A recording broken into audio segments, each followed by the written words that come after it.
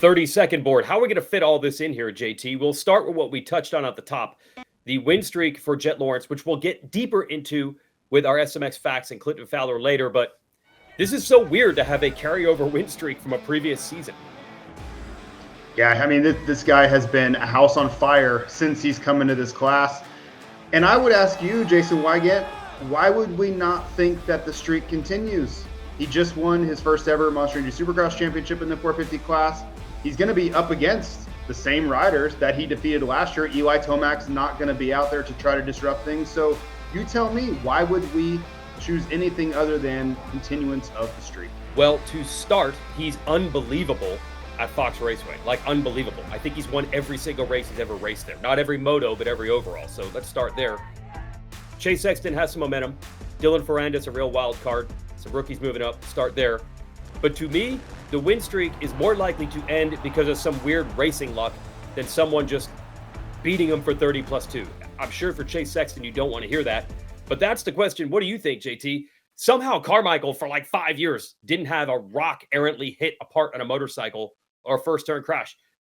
But shouldn't something like that happen at some point? You would think so, but, you know, Jett does such a great job of putting himself into positive situations. He gets good starts. Even in the times where he didn't get the whole shot last year, you saw how ferociously he moved forward on the first lap. Then he controls his own destiny. So if you're going to count on something happening to his factory-prepared Honda HRC machine, that doesn't seem like a winning scenario. The odds are against him going perfect again in 2024 just on a mathematical basis. But on a talent level, it's hard not to think that it's very possible. Wow, that's nuts. So what has happened with Jett taking his 250 titles into the 450 class last year, and now Hunter Lawrence, last year's 250 champ, moving up.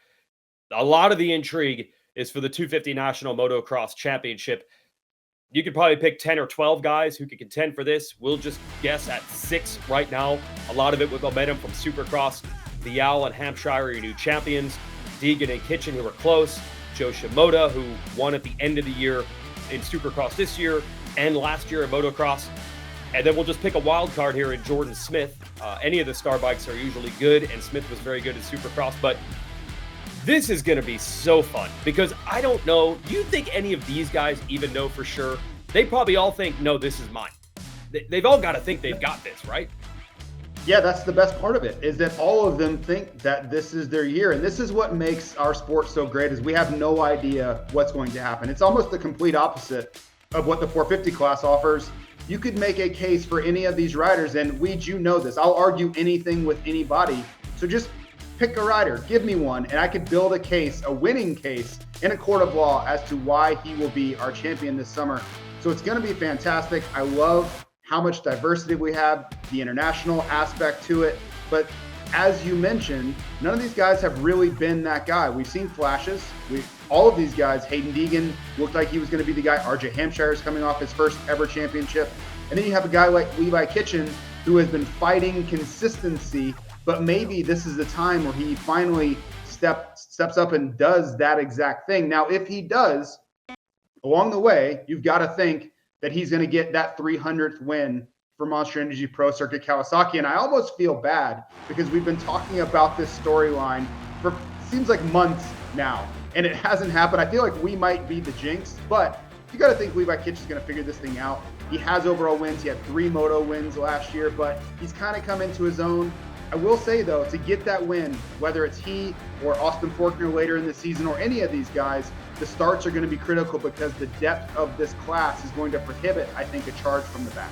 Yeah, but we're all curious what that bike has to offer. About halfway through motocross last year, that bike got faster. It carried over into Supercross. Kitchen is pulling some unbelievable starts, as were McAdoo and Faulkner before they got hurt. We'll see how that translates. Yeah, the one win, what they really want is a number 1 in the door. But you got to think at an 11-round championship, they'll get 1 win at least. And speaking of Faulkner and really the whole team, Faulkner himself has not recovered enough. He will not be racing Fox Raceway. And now we have heard that both Hamaker and McAdoo have had injuries in preseason testing, and they will not be there either. Sounds like deja vu all over again for this team, JT. Yeah, it's a tough break, right? And this was a very similar storyline to last year. But I would rather him come back when he's ready to be the guy that we saw in Detroit, and in Arlington before that crash that took him out of the series, because that guy can win championships. That guy can win races, and you see him there flying through there. That was the end of his 2024 season to date. But up until that lap, this was Renaissance Austin Forkner. So let's get that guy back mentally, physically, and I hope that is possible for him to be that guy again, because he can be another name. We saw that graphic with 6 guys that could all win. He could be a 7th guy that could win races week in and week out if he could get back there. Yeah, and what this does is put that SMX playoff picture in focus, because Forkner came back last year trying to score points to get into the playoffs. He won't be the only one doing that. Last year, there were privateers that were really cashing in. Grant Harlan at the top. He was so consistent, Supercross and Motocross. This year's Supercross campaign, rough for him. He wants points. And Cody Schock, what can the privateer, Club MX, FXR, Muck-Off, Yamaha team do outdoors with a 250? Historically, 250 motocross, very tough for privateer teams. But Schock's very good outdoors. Same thing for Harlan on a privateer 450. This is their chance to earn points and then make some money in the playoffs. But yeah, and that's the key is locking yourself into a good position, earning some points to start off those SMX playoffs with, and then everything's in front of you. There's so much money at stake. And I remember going through the purse and looking when we were at the Los Angeles Memorial Coliseum at the finale and looking how much money these guys were going to walk home with that night. All of them have to be thinking about that and positioning themselves going into that. Now let's take a look at those 250 SMX points. And remember, we've had 2 regional series that are going to now be combined into one, into this national series, and of course, the SMX points. Now, RJ Hampshire and Levi Kitchen are out front, but they had to drop a round. That's why they're tied, but they're still out front. But this is where it starts to get interesting. You think about these riders that want to be guaranteed a main event spot. Cole Thompson holds that 20th spot, but summer is going to change all of that. Guys like Phil Nicoletti will jump into the 450 class, so it's going to be an ever-changing dynamic all the way into Ironman. Yeah, they dropped one West score because they raced one more race than the East. But even with that, to your point, the West riders scored way more points than the East. They were winning more races, I guess, than Vial and Deegan were. So they have a little head start going into motocross. Okay, so now we're going to look at the 450 SMX standings. There's not a drop score or anything here. So you're not going to be surprised to see that Jett Lawrence, Cooper Webb, Chase Sexton, just like they were in Monster Energy AMA Supercross. That's the top. The real thing to watch in this class is the bottom. I'm going to call it the Colt Nichols Award, where Colt snuck into the playoffs last year and made himself about $100,000. And look who's in 20th right now. Nichols, the beta team, they're going to race some pro motocross. Will it be enough to keep him in? You mentioned Phil Nicoletti going from 250 to 450. Garrett Marchbanks, his teammate, will do the same. There's a lot of movement here, and JT, some guys right now just outside of that top 20 who you expect to move up, right? But yeah, you think about Freddie Noren was 8th overall in Pro Motocross Championship points. Of course, he's going to get, as long as he stays healthy and has a year like last year, he's going to jump right into these SMX playoff championship points picture, which is awesome. I love that it constantly changes. You think about what Josh Hill did last year, driving across the country. Colt Nichols, as you mentioned, borrowing a Kawasaki to show up to Washougal. So people are moving heaven and earth because they understand what's at stake.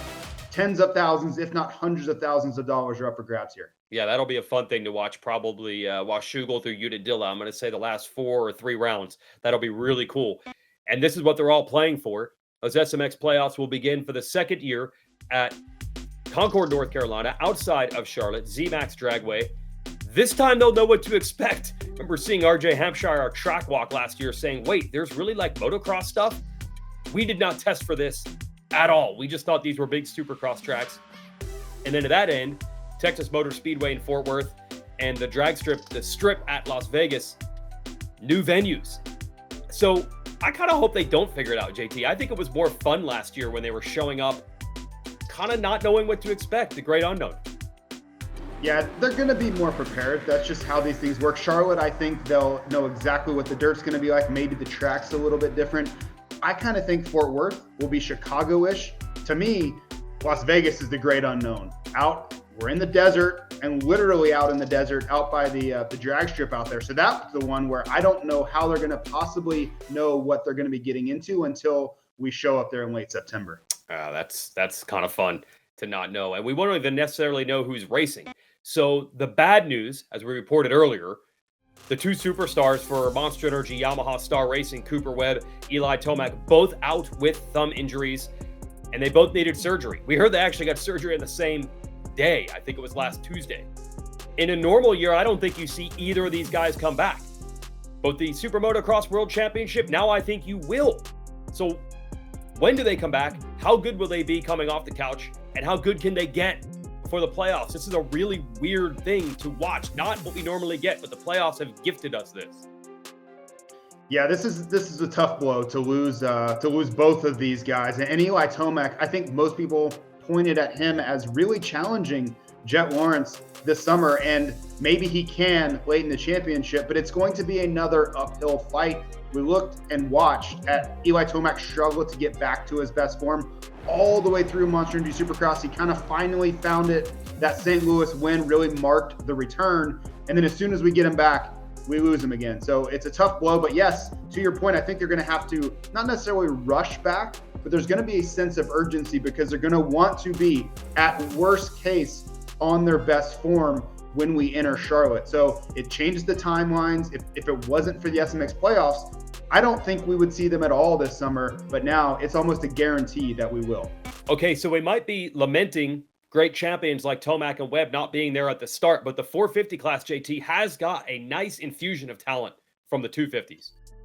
Yeah, you think about Justin Cooper and Hunter Lawrence, just those two guys alone, they are true championship contenders. Now, Jett may make me eat those words, but these guys are the real deal. They've been the best 250 motocross riders for the last few years. Their records on paper absolutely support it. So we'll see where they fit in. But I think these guys have a real chance to win motos and be on the podium week in and week out. And it's a welcome addition to an already very, very deep 450 class. Can't wait for Justin Cooper to get a bunch of podiums, and then people will be surprised every time he gets a podium, which is exactly what happened at Salt Lake. He's good, everybody. He's especially good sometimes when he gets starts at Fox Raceway. So we'll see what he has. And then there are some veteran 450 guys coming back. Christian Craig, this elbow injury has been going on for over a year. He does plan on being at round one, maybe not 100%, but he'll be racing Fox Raceway. Aaron Plessinger told me he's back from his injury. He'll be racing Fox Raceway. Haven't seen Malcolm Stewart race much motocross in years. He's not coming off an injury this time. He was hurt this time a year ago. So this will be cool to see where these guys fit in to get their outdoor legs back under them. Yeah, the ask won't be easy because there are lots of guys that have lots of momentum coming into this opening round. And you think about a guy like Christian Craig, he's not healthy. He knows it. He's already said it. He's going to be fighting his way back into this class. So it could be a really tough few rounds for a guy like Christian Craig. And then, he's got his teammate, Malcolm Stewart, who hasn't raced this series in a very long time. We saw, he come in for a few rounds late in the championship in 2022, but yeah, you wonder where they're going to fit in. I think AP is kind of locked in to be a top 5 guy, but yeah, there's going to be a lot of guys looking around going, am I better than you? Are you better than me? Where am I supposed to fit in this 450 class? But speaking of those two, Christian Craig and AP, they were on the Motocross of Nations team in 2023, and we are already starting to think about 2024. Who's going to be on this team? Now, how I look at it, I just love taking our best team on paper, and we did that in 2022. We saw the end result. We had won the race for the first time in 10 years, and I think we have a chance to get back there. You think about a guy like Eli Tomac, you think about a guy like Chase Sexton, and whoever happens to be the best 250 motocross rider this summer, let's hope we can take him as well. That gives us our best chance.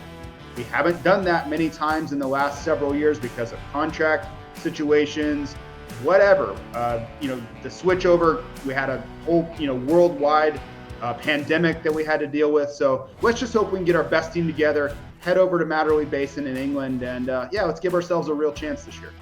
Eli Tomac has said if he's healthy, he would like to race the event this year. Cooper Webb always wants to race this event. He's been begging his way back onto the team.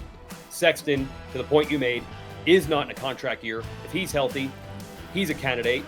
And I think that Hayden Deegan will go if the 450 portion of the team is strong. Bobby Regan, the team owner over there, told me last year, will go if the rest of the team is right. So, yeah, there could be an infusion of talent. That will be another thing to be watching all summer long. Okay, and if you want to watch it, we're on West Coast, but we'll give you the times Eastern. 1 o'clock will be Race Day Live. That is our 1 hour long qualifying session coverage show, and the motos start at 4 Eastern. Everything available on Peacock in the United States or the SMX Video Pass outside. Hi folks, Lee Diffie from NBC Sports here. If you truly enjoyed what you just watched, you can get more news, interviews, and highlights by subscribing to the Motorsports on NBC YouTube page. You can get it all, so go for it.